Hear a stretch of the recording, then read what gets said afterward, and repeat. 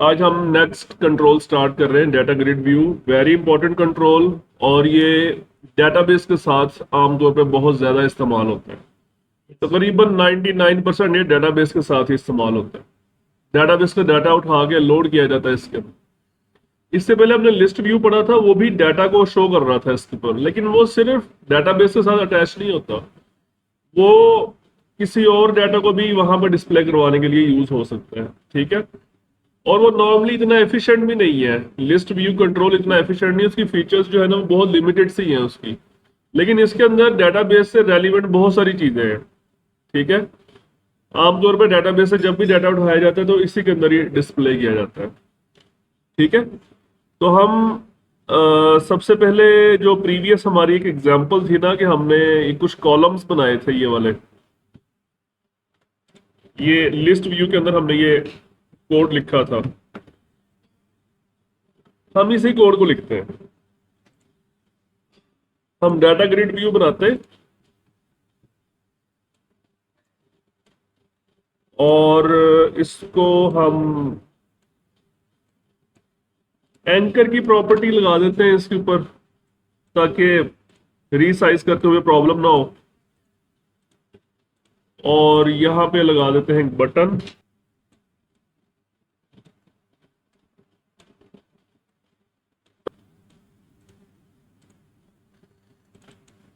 इसका नाम हम रखते हैं लोड।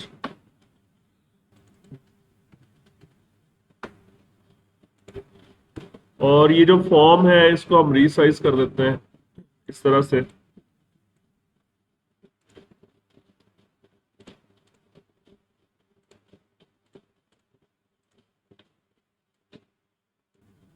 तो हमने करना ये है कि जैसे ही लोड के इवेंट पे क्लिक हो तो इसमें डाटा लोड हो जाए इसके अंदर। तो आप इस पर डबल क्लिक करें और ये जो कोड हमने लिखा था उधर लिस्ट व्यू में, वो सारा इधर पेस्ट करते हैं। वही डाटा टेबल जो हमने बनाया था और फिर उसमें हमने कॉलम बनाए थे और फिर हमने उसके अंदर रोज ऐड की थी। ऐसे ही है ना। डाटा टेबल वही है। अब हम करने का लगे हैं, हम डाटा ग्रिड व्यू को ये असाइन करने लगे हैं डाटा टेबल। उसकी एक प्रॉपर्टी है, उसका नाम क्या है, डाटा सोर्स। ये प्रॉपर्टी आप लोगों ने पहले भी पढ़ी हुई है, कॉम्बो बॉक्स में और लिस्ट बॉक्स में, वहां पर भी ये थी प्रॉपर्टी। ठीक है। तो अब देखें इसका रिजल्ट देखें आप।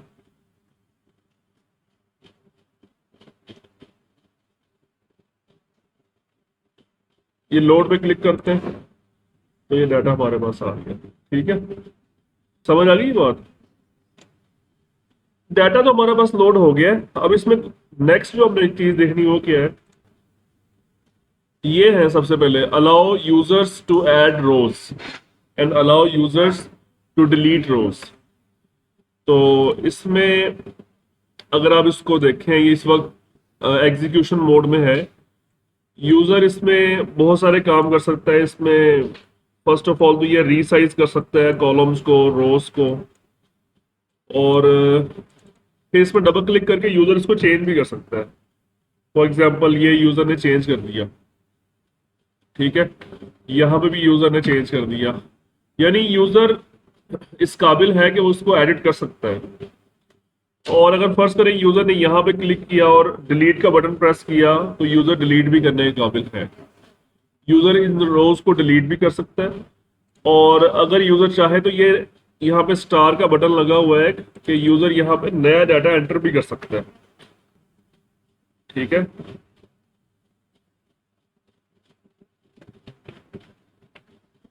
तो ये सारे काम यूजर कर सकते हैं। हम ये सारी चीजें कंट्रोल कर सकते हैं। ठीक है। वो कैसे?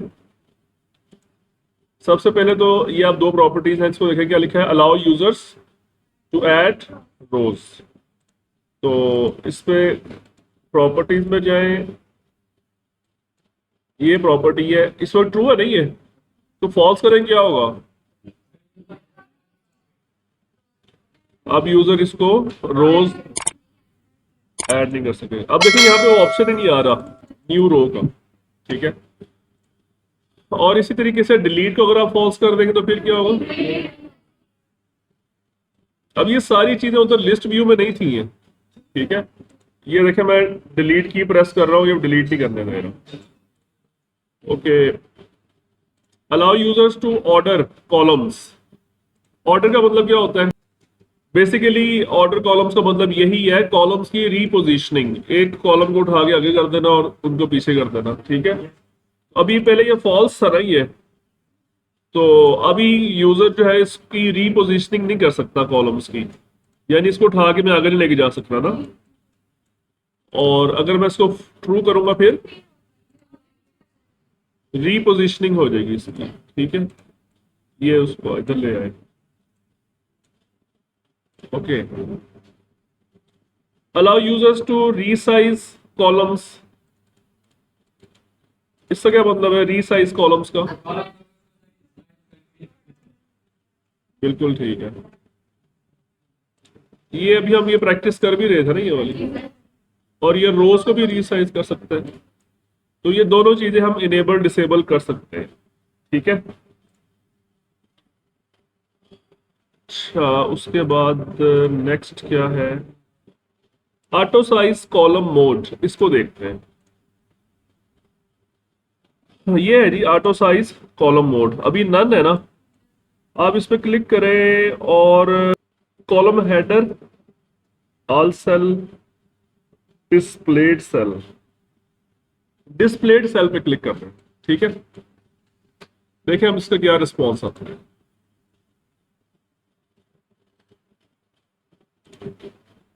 हाँ जी, क्या रिस्पॉन्स आया? मैं इसको मैं इसको नन करता हूं, फिर दोबारा देखिएगा नन पे क्या होता है और डिस्प्लेड सेल्स में क्या। ये आप देख रही हैं, अभी डॉट्स से लगे हुए हैं। क्या मतलब इन डॉट्स लगने का? इसका टेक्स्ट आगे भी हम उसको मैनुअली रीसाइज करेंगे तो ये ठीक होगा ऐसे। तो अगर आप इसकी चाहते हैं कि जो डाटा इसमें लिखा हुआ है उसके मुताबिक ये खुद ब खुद रीसाइज हो जाए,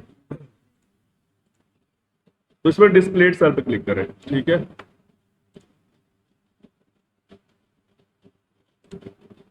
सही है। और बाकी वैल्यूज का क्या मतलब? ये बहुत इंपॉर्टेंट प्रॉपर्टी है ये वाली। नन का मतलब है कि वो कोई ऑटो ऑटो साइजिंग परफॉर्म नहीं करेगा। कॉलम हेडर का क्या मतलब है?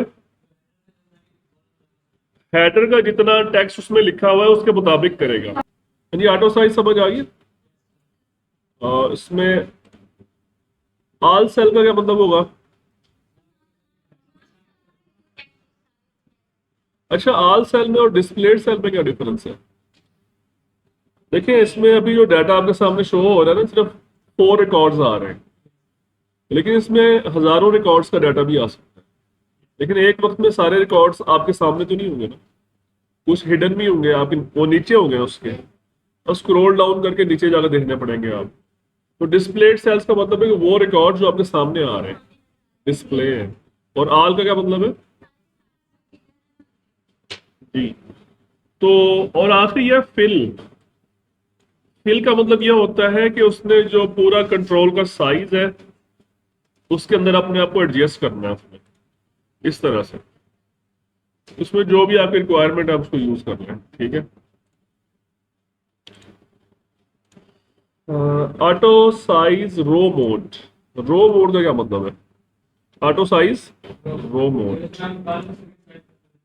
हाँ जी, तकरीबन वही है। हम इसमें कर लेते हैं डिस्प्लेड ऑल सेल कर लें इसके अंदर, ठीक है।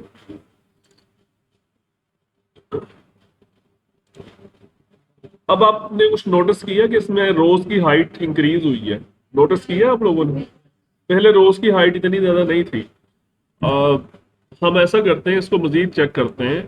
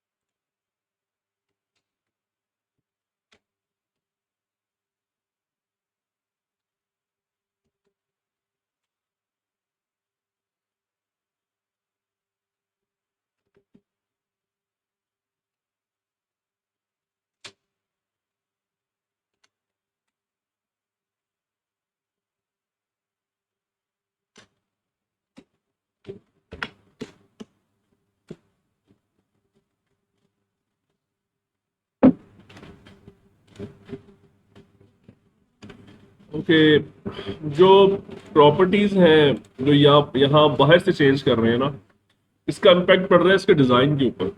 अगर आपने डायनामिकली चेंज करना है तो फिर आप प्रॉपर्टीज थ्रू चेंज करें। तो हम प्रॉपर्टी कौन सी देख रहे थे, ये वाली अलाउ, ये वाली ऑटो साइज रोज मोड, यानी कि आपने देखा वो किस तरह से रोज की हाइट खुद ब खुद चेंज कर रहा है। ठीक है, तो ये दोनों प्रॉपर्टीज बहुत इंपॉर्टेंट है, ऑटो साइज कॉलम मोड और auto size row mode. Auto size column mode fill है ना, ये हर कॉलम के अलग अलग चेंज कर सकते हैं आप, हर कॉलम की। एक तरीका तो ये है कि आप डिजाइन टाइम पे खुद से कॉलम बनाएं, यहाँ पे राइट क्लिक करें और एडिट कॉलम में जाएं, या कॉलम्स की प्रॉपर्टी है यहां से जाएं और अपने कॉलम्स इसमें ऐड कर लें। फॉर एग्जांपल मैं यहाँ पे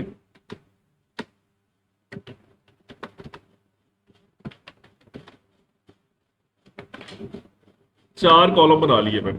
ठीक है, ओके करें तो ये आपके सामने चार कॉलम आ गए। अच्छा, आप इन दोबारा इन कॉलम में जाएं, नेम में जाएं, और ये क्या लिखा हुआ है, ऑटो साइज मोड। वो जो बाहर प्रॉपर्टी थी ऑटो साइज वाली, वो सब पे अप्लाई हो रही थी, सारे कॉलम्स पे। ठीक है,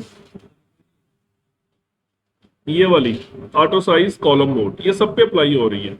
लेकिन अगर आप चाहें तो हर कॉलम के ऊपर अलग अलग ये वाली प्रॉपर्टी अप्लाई कर सकते हैं, ऑटो साइज मोड। यहाँ पे वैल्यूज आपको वही नजर आएंगी जो बाहर वहां पर थी, all cells, displayed cells, fill वगैरह। लेकिन बताने का मकसद ये कि आप अलग अलग कंट्रोल कर सकते हैं इसका। और ये सारी चीजें आप कोड के थ्रू भी कर सकते हैं। ठीक है, आप फॉर्म में जाएं और यहाँ पे देखें, आप यहाँ पे लिखें कॉलम्स का हम क्या करने लगे, साइज मोड चेंज करने लगे। Changing size mode of columns individually. ठीक है, तो क्या लिखेंगे, data grid view dot columns से कॉलम्स में जाओ और कॉलम नंबर इसके इंडेक्स स्टार्ट होते हैं 0 1 2 ऐसे। अब कोडिंग में हमने ये कॉलम कुछ ऐड किए हैं, देखें आप। ये पहला कॉलम कौन सा था, रोल नंबर, सेकंड नेम, और फिर क्लास, और फिर सेक्शन। तो इंडेक्स नंबर 0 किसका होगा, रोल नंबर। तो हम यहाँ पे लिखते हैं इंडेक्स नंबर 0 डॉट, और ये आगे प्रॉपर्टी, ये देखें क्या लिखा हुआ है, auto size mode. Auto size mode is equal to, आगे देखें वही ऑप्शंस आ रहे हैं सारे, ये देखें, none, column header, all cells, all displayed cells, और फिल। मैं फर्स्ट कर इसको कहता हूं डिस्प्लेड सेल्स। ठीक है, इसी तरह ये तो होगी नहीं इसकी ऑटो साइज मोड। ये जो हम कोडिंग के अंदर आए, इसका एक और भी मकसद है, सिर्फ ऑटो साइज मोड नहीं है, इसके अंदर बहुत सारी प्रॉपर्टीज है इसकी यहाँ पे, तो आपको ये सारी पता होनी चाहिए। आप ये दोबारा फिर ये लिखें कलेक्शन और डॉट लगाएं, तो आपको देखेंगे विड्थ की प्रॉपर्टी नजर आ रही होगी, विजिबल की प्रॉपर्टी है, रीड ओनली की प्रॉपर्टी है, बहुत ज्यादा यूज होती है। और आई थिंक आपको इनके नाम से समझ आ रही होगी इसका मतलब क्या है। विड्थ का मतलब क्या होता है, उसकी विड्थ साइज उसका कितना होना चाहिए। और विजिबल का मतलब क्या होता है, विजिबल हो या ना हो। और रीड ओनली का मतलब क्या होता है, माशाल्लाह आप मुझसे ज्यादा समझदार हैं। फिर इसमें एक प्रॉपर्टी तो मैंने अभी यूज की थी यहाँ पे, ये वाली, ये देखें स्टाइल की, क्या लिखा है यहाँ पे, स्टाइल की प्रॉपर्टी आप ढूंढेंगे, ये देखें डिफॉल्ट सेल स्टाइल। ये इस कॉलम का अलहदा से आप स्टाइल बता दें। अब स्टाइल कैसे बताएंगे आप, स्टाइल बताने के लिए मैंने वैसे अभी यूज किया था, मैं दोबारा इसको कर लेता हूं।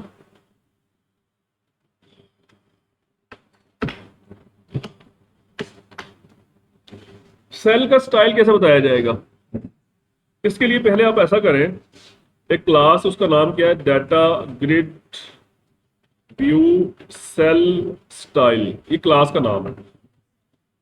इस क्लास का एक बना लें ऑब्जेक्ट,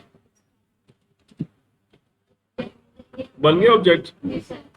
अब इस ऑब्जेक्ट जो है स्टाइल डॉट लिखें तो आपको बहुत सारी चीजें नजर आएंगी, अलाइनमेंट, बैक कलर, फॉन्ट, जो जो स्टाइल में जो चीजें आती हैं वो सारी आ रही है यहाँ पे। तो फॉर एग्जांपल अगर मैंने फॉन्ट सेट करना है, फॉन्ट, ये है ना फॉन्ट की प्रॉपर्टी। फॉन्ट कैसे सेट करते हैं? न्यू फॉन्ट, पहले डबल कोट्स में आप देंगे फॉन्ट का नाम। फॉर एग्जांपल मैंने वो अल्जेरियन फॉन्ट दिया था, या आप एरियल लिख दें, या टाइम्स न्यू रोमन लिख दें, या ताहोम, जो जो फॉन्ट्स अवेलेबल हैं। उसके बाद कॉमा लगा के उसका साइज, फॉर एग्जांपल 22.0, एफ साथ लगा दें बिकॉज नॉमिनेट करने के लिए कि this is the floating point value. उसके बाद फॉन्ट का स्टाइल क्या होना चाहिए? बोल्ड, इटैलिक, अंडरलाइन, कैसा होना चाहिए उसको? हम कहते हैं रेगुलर हो। ठीक है, अब ये हमारा क्या किया हमने? हमने स्टाइल का ऑब्जेक्ट बनाया था, उसका फॉन्ट सेट कर दिया। अब ये जो स्टाइल आपने बनाया है ना, ये इसके कॉलम 0 को असाइन कर दें इस तरह से। ठीक है, स्टाइल में और भी बहुत सारी चीजें like style dot back colour है।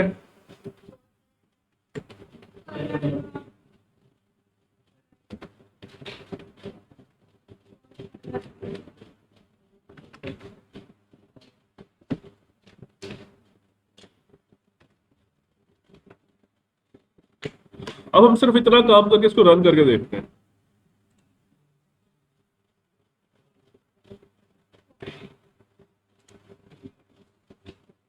अच्छा, ये ना, और इसमें हमने ऑलरेडी कुछ कॉलम्स ऐड किया हुआ था डिजाइन टाइम में, इन कॉलम्स को हम रिमूव कर देते हैं। ठीक है, अब दोबारा रन करते हैं। तो ये देखें, ये हमने इस कॉलम के ऊपर अलग से स्टाइल अप्लाई कर दिया। सही है। और इसका हेडर जो है, ये इसको हेडर, इसका हम अलग से फॉर्मेटिंग कर सकते हैं। वो देखें आप कैसे करेंगे। हम यहाँ पे लिखते हैं data grid view dot columns 0 dot header cell, header dot, इसका भी सेल स्टाइल होगा। ये देखें स्टाइल है इसका। हम यहाँ पे लिखते हैं स्टाइल। हाँ, ये स्टाइल आ गया। इसको आप यही वाला स्टाइल असाइन कर दें। देखिए असाइन होता है या नहीं होता, हो गया असाइन। ये जो हमने ऊपर पूरा स्टाइल डिफाइन किया हुआ है ना, हम ऐसा करते हैं कि इसको करते हैं कॉपी, और यहाँ पे पेस्ट करते हैं, और इसका नाम चेंज करते हैं टू, और ये टू असाइन कर देते हैं। इसको हम चेंज कर लेते हैं, इसको हम असाइन कर देते हैं ताहोमा, और इसका बैकग्राउंड कलर हम कर देते हैं डार्क ग्रीन। ठीक है, अब देखते हैं इसको। अच्छा, ये अप्लाई नहीं हुआ इसके ऊपर, उसकी रीजन क्या है? उसकी रीजन क्या है कि इस यहाँ पे एक प्रॉपर्टी है, उसका नाम है इनेबल, ये वाला, इनेबल हेडर्स विजुअल स्टाइल्स। ये बाय डिफॉल्ट ट्रू है, इसको फॉल्स कर दें। प्रॉपर्टीज का एक दूसरे के ऊपर इम्पैक्ट पड़ता है बहुत ज्यादा। ठीक है, तो अभी हमने सिर्फ कॉलम नंबर 1 पे ये सारी सेटिंग की है, तो क्या बाकी कॉलम्स पे आप लोग पुट कर सकते हैं? जस्ट ये कॉलम 0 है ना, 1 लिख दें। फिलहाल मैं सबको कर रहा हूँ, कमेंट आउट कर रहा हूँ। ठीक है, हम वापस अपने जो ओरिजिनल इसका डिस्प्ले है उसके ऊपर चलते हैं। ये इसका ओरिजिनल डिस्प्ले है, और हमने ये जो एक प्रॉपर्टी थी इनेबल वाली, इसको फॉल्स किया था हमने, इसको दोबारा ट्रू कर देते हैं। ठीक है,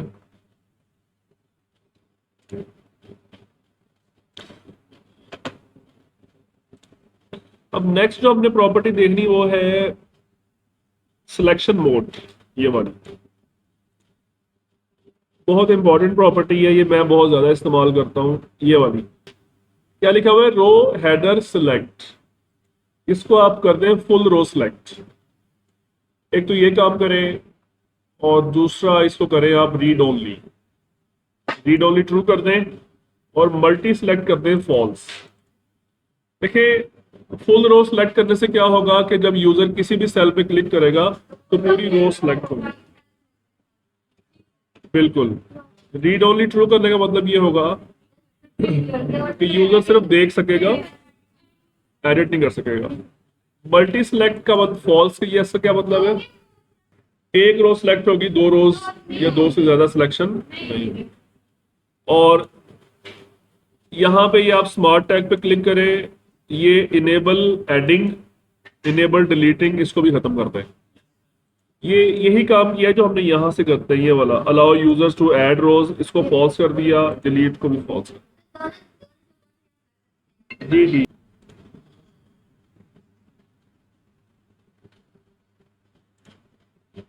अच्छा, एक तो आप देखें इसमें न्यू रिकॉर्ड ऐड नहीं हो सकता। अब यूजर इसमें डबल क्लिक करके कुछ लिख भी नहीं सकता, और यूजर इसको डिलीट भी नहीं कर सकता।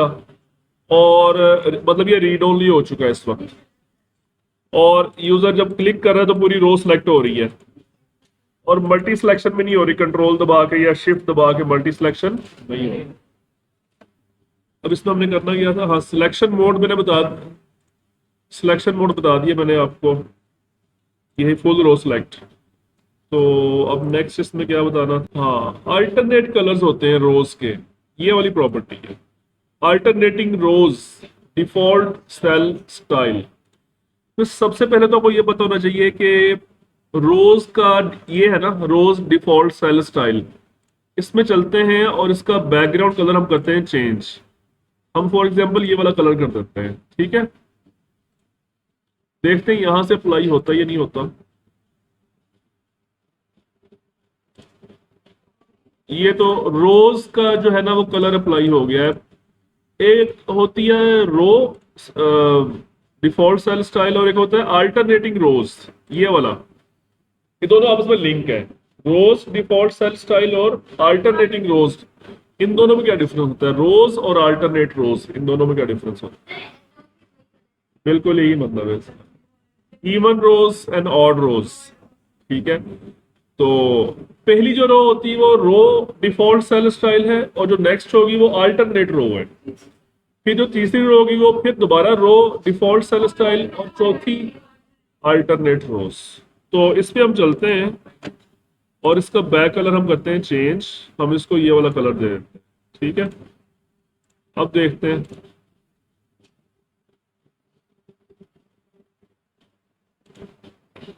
ठीक है। अच्छा, इसका फायदा ये होता है अल्टरनेट रोज लगाने का, रीडिंग करने में आसानी होती है, पूरी रो एक हाईलाइट हो जाती है। हाँ, ये बस दो ऑप्शन है। अगर आप इससे ज्यादा करना चाहते हैं तो फिर वो इंडिविजुअली रोज की फॉर्मेटिंग, जैसे कॉलम्स की फॉर्मेटिंग हो रही वैसे करनी पड़े, ठीक है। ओके, नेक्स्ट हम ये करेंगे। अभी फिलहाल में तकरीबन ओवरव्यू दे दिया सारी प्रॉपर्टीज का, ठीक है। तो अब नेक्स्ट काम ये करना है। देखिए, ये जो डाटा हम लोड कर रहे हैं इसके अंदर, ये तो हमने खुद यहाँ से लोड किया है, ये मैनुअली डाटा लोड किया है, ऐसे ही है ना। अब हम ये करेंगे कि इसके अंदर कोई रियल डाटा लोड करेंगे। अभी फिलहाल डाटाबेस तो हम कनेक्ट कर नहीं रहे, तो हम एक और ऑप्शन है हमारे पास कि हम कोई डाटा सेट इंटरनेट से उठाएं, डाटा सेट टेबल पूरा, और उस टेबल को यहाँ पे लोड करें। डाटा सेट जो होते हैं ना वो मुख्तलिफ फॉर्मेट्स में अवेलेबल होते हैं। उसमें एक फॉर्मेट होता है CSV फॉर्मेट। आप यहाँ पे लिखे हैं CSV डाटा सेट, और अगर लिखे कैगल, कैगल ये किसी जिन का नाम नहीं है, एक वेबसाइट है उसका नाम है। इसमें आप एंटर करें, और ये फर्स्ट लिंक आ रहा है find open data sets and machine learning projects, इस पे क्लिक करें। तो यहाँ पे ना आपको डिफरेंट बने बनाए डाटा सेट्स मिल जाएंगे, और यहां से आप डाटा लोड कर सकते हैं अपने एप्लीकेशन के अंदर। अब फॉर एग्जांपल यही है Netflix movies and TV shows. इसको आप देखें, ये कॉलम्स के नाम लिखे हुए हैं, show ID, type, title, director, cast वगैरह। ये कॉलम्स के नाम है जो उसमें डाटा पड़ा हुआ है, और यहां से आप उसको डाउनलोड कर लें। डाउनलोड करते हुए ये आपसे साइन अप करवाएगा, तो वो गूगल वाला ईमेल डाल दीजिएगा, साइन अप हो जाएगा, ठीक है। ये मैंने डाउनलोड किया हुआ है ऑलरेडी, जिप फॉर्मेट में डाउनलोड करेगा, तो ये मैंने यहाँ पे डाउनलोड करके रखा हुआ है, ये देखें, नेटफ्लिक्स टाइटल्स, ये पढ़िए फाइल। ये सीएसवी फॉर्मेट में आया है। सीएसवी का मतलब होता है कोमा सेपरेटेड वैल्यूज, यानी एक कॉलम फिर आगे कॉमा, फिर दूसरा कॉलम, फिर कॉमा, फिर तीसरा कॉलम, फिर कॉमा, इस तरह से। डबल क्लिक करें इस पे, आपको ये एक्सेल में खोल देगा। ये देखें, ये आपका डाटा पड़ा हुआ है इसके अंदर। अगर आप, अब फर्स्ट रो जो होती है वो नॉर्मली हेडर्स होते हैं इसके, उसके बाद फिर इसका डाटा स्टार्ट हो जाता है सेकंड रो से। अब लास्ट रो में जाएं, कितने रिकॉर्ड्स पड़े हुए हैं? मोर देन 8800 डाटा आपके पास पड़ा हुआ है। ठीक है, इस डाटा को हम लोड करेंगे अपने डाटा ग्रिड व्यू के अंदर। वो कैसे लोड करेंगे? अब हम ये देखेंगे कि उस सीएसवी फाइल को हमने यहाँ पे कैसे लेके आना है। ठीक है, हम एक और बटन बना लेते हैं, इसका हम टेक्स्ट सीएसवी लिख देते हैं।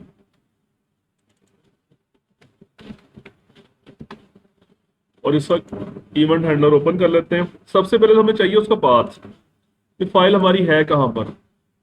ये डी ड्राइव में पड़ी हुई है। ठीक है, तो आप इसका पाथ कैसे लिखेंगे? String path is equal to, इसके शुरू में ये @ का साइन लगा दीजिएगा। इससे ये होता है कि वो एस्केप सीक्वेंसेस को अलग से ट्रीट नहीं करता। अगर आप ये नहीं लगाते ना, अगर आप ये नहीं लगाते, यहाँ पे अगर आप \n लगाते हैं तो इसको वो स्पेशल ट्रीट करेगा, \n को, मतलब इसको न्यू लाइन देगा। लेकिन हम चाहते हैं \n को वो न्यू लाइन ना दे, इसको नॉर्मल ट्रीटमेंट करे जैसे बाकी कैरेक्टर्स को करता है। फिर शुरू में आप लगा दें, तो अब इसको ये स्पेशल ट्रीटमेंट नहीं देगा, अब लाइन ब्रेक नहीं देगा आपके, यानी एस्केप सीक्वेंस परफॉर्म नहीं करेगा। तो आपने करना ये, आप इसको पाथ देना, डी ड्राइव में जाओ, वहां पे एक फाइल पड़ी है, उसका नाम है, उसका ये नाम है उसका, और उसकी एक्सटेंशन क्या है? .csv। ये हमारे पास पाथ आ गया। ठीक है, अब इस फाइल को ओपन करना है। फाइल को ओपन करने के लिए हमारे पास एक क्लास है, उसका नाम क्या है? फाइल। और ये मिलेगी आपको system.io नेम स्पेस में। ये फाइल आ गई हमारे पास। ये इसके स्टैटिक मेथड्स हैं।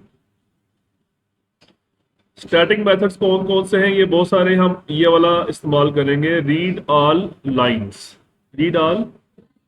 और इसको आप पाथ देंगे कि ये पाथ है, इस पे जाओ, एक फाइल पड़ी हुई है, उसकी सारी लाइंस रीड करके बाहर ले आओ। ये बनाएगा एरे स्ट्रिंग टाइप की।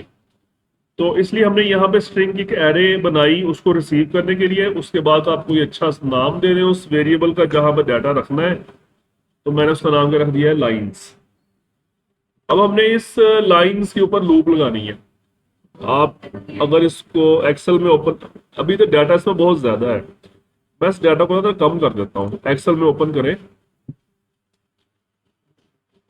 इसमें हम डाटा बस 100 आइटम्स रख देते हैं, बाकी सारा हम कर देते हैं डिलीट। तो लोडिंग में फिर देर लगाता है।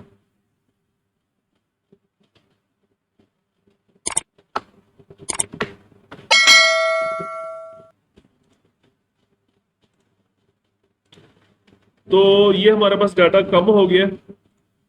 अगर आप चाहें तो उसको नोटपैड में भी ओपन कर सकते हैं।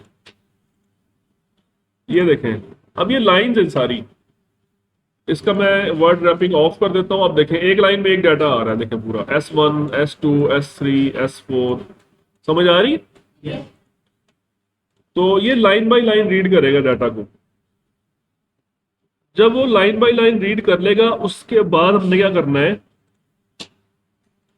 फॉर एग्जाम्पल ये फर्स्ट लाइन है, ये देखें, ठीक है, इसको हमने ब्रेक करना है। किसमें ब्रेक करना है? कॉमा जहां जहां पे लगा हुआ है, जैसे S1 लगा फिर उसका कॉमा है, फिर मूवी, फिर comma, Dick Johnson is dead, फिर कॉमा, कर्स्टन जॉनसन, फिर कॉमा, फिर कॉमा के बाद फिर कॉमा आ गया। ये जो दो कॉमे इकट्ठे आ गए ना, इसका मतलब है कि दरमियान में एक फील्ड जो है वो एम्प्टी है, खाली है, उसमें कुछ है ही नहीं, कॉलम खाली है। इसको आप वेरीफाई कर सकते हैं। अगर आप इसको एक्सेल में ओपन करें ना, आप देखें ये वाला जो सेल है ये खाली है, आप देखें इसको, ये कास्ट वाला सेल खाली है। ठीक है, तो हमने इस डाटा को पिक करना है, इसको ब्रेक करना है मुख्तलिफ हिस्सों में। ब्रेक कैसे करते हैं? आप एक लूप लगाएं लाइंस के ऊपर कि इसकी तमाम लाइनें रीड करो, और एक वक्त में हर लाइन इस वेरिएबल के अंदर आएगी, लाइन के वेरिएबल। तो हम इसको करेंगे स्प्लिट, लाइन डॉट स्प्लिट। तो ब्रेक करो, इस लाइन को ब्रेक करो। किस बेस पे ब्रेक करना है? जहां जहां पे कोमा मिले आप। तो अब जब ये इस फर्स्ट लाइन को ब्रेक करेगा तो मुझे बताइए कितने हिस्से बनाएगा उसके, जितने कॉलम्स है उसके अंदर। तो अभी अगर आप ऊपर से कॉलम्स को काउंट कर लें, एक ये कॉलम है, 2 3 4 5 6 7 8 9 10 11 12 कॉलम्स है। तो ये 12 हिस्से बनाएगा उसके, और उसको भी एरे में रखेगा। ठीक है, हम उसके लिए एक अलग एरे बना लेते हैं, स्ट्रिंग, और उस एरे का हम नाम रख लें, फॉर एग्जाम्पल कॉलम्स रख लें, कॉलम्स, वो ज्यादा अच्छा लगेगा। ठीक है, अब ये एक लाइन के 12 कॉलम्स हिस्से बनाएगा। अब हम आगे चलते हैं, और हर कॉलम का डाटा हमने अलग अलग उठाना है। जो पहला कॉलम होगा, कौन सा पहला कॉलम? ये वाला है ना, शो अंडरस्कोर आईडी। इसका इंडेक्स क्या होगा? 0। हम लिखेंगे कॉलम्स ऑफ 0। इसके लिए हम एक अलग वेरिएबल बना लेते हैं, फॉर एग्जाम्पल उसका नाम रख लेते हैं आईडी। ठीक है, और उसके बाद अगला कॉलम कौन सा है? टाइम। इसके लिए हम एक अलग कॉलम बना के, वेरिएबल बना के उसको हम, समझ आ गई बात ये? और इसी तरह से टाइटल, कॉलम नंबर 2 डायरेक्टर। बस ये 4 कॉलम काफी है। बाकी आप आगे से भी कॉलम्स उठा सकते हैं, जरूरी नहीं कि सारे कॉलम उठाने हैं। अब हमारे पास ये 4 कॉलम्स आ गए हैं। अब हमने इसको डाटा ग्रिड व्यू में ऐड करना है। ऐड करने से पहले, लूप चलाने से पहले, आप एक बार उसकी सारी रोज को क्लियर कर दें। अगर उसमें कोई पहले से डाटा पड़ा हुआ तो क्लियर हो जाएगा। ठीक है, अब हम रोज ऐड करेंगे, बिल्कुल वैसे ही जैसे हमने लिस्ट व्यू में रोज ऐड की थी, बिल्कुल वैसे ही। रोज डॉट ऐड, बल्कि कॉम्बो बॉक्स में जिस तरह से हमने रोज ऐड की थी, बिल्कुल वैसे ही। रोज डॉट ऐड। अब यहां पे हम उसको बताएंगे कि इसमें क्या ऐड करना, क्या ऐड करना? ID, type, title, director. लेकिन इससे पहले आपको कॉलम्स भी बताने पड़ेंगे। आप कॉलम्स डॉट क्लियर, कॉलम आपको डिफाइन करने पड़ेंगे, वो अदरवाइज वो बोलेगा भाई क्या है ये।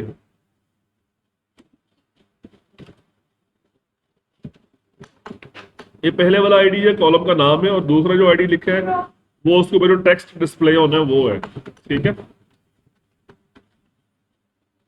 हम इसको आप कॉलम 1 भी कह सकते हैं ऐसा, ये नाम है।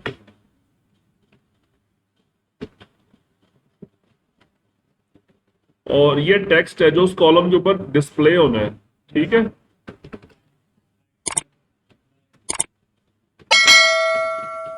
ओके। अब हम इस डाटा को डिस्प्ले करवाते हैं।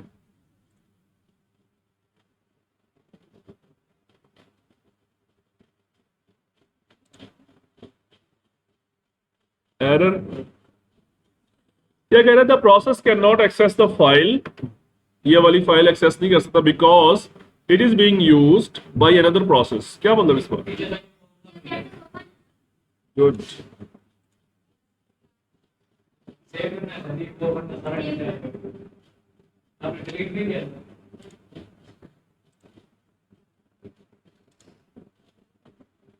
ये डाटा हमारा लोड हो गया। हाँ जी, डाटा आ गया हमारे पास।